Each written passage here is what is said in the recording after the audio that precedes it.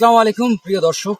আমি এই মুহূর্তে আছি আমাদের দক্ষিণ চরপাতার যে মূল বিলটা, এই দক্ষিণ দিকে আমাদের দক্ষিণ চরপাতার বশির চেয়ারম্যানের বাড়ির দরজা, যে মাদ্রাসা সংলগ্ন রাস্তা।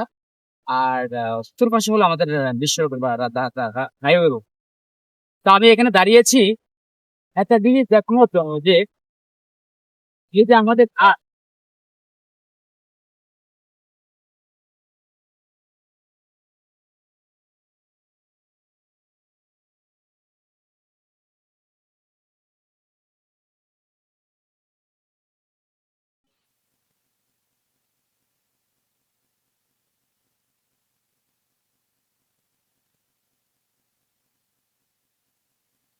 আমি যেটা দেখাতে চেয়েছিলাম যে আমাদের যে গম, এই বছরের গম কিন্তু খুব সুন্দর গম হয়েছে।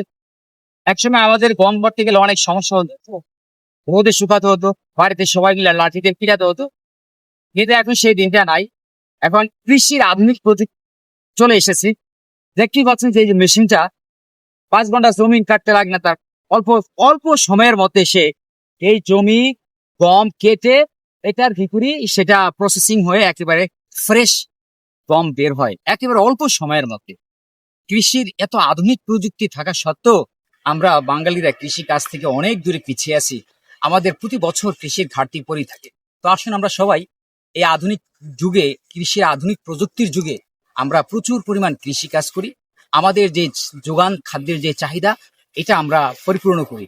আশা করি আমাদের ভিতরে আর কোনো প্রকারের অভাব থাকবে না, কোনো কারোর প্রতি নির্ভরশীল হওয়া প্রয়োজন হবে না, অন্য দেশের উপর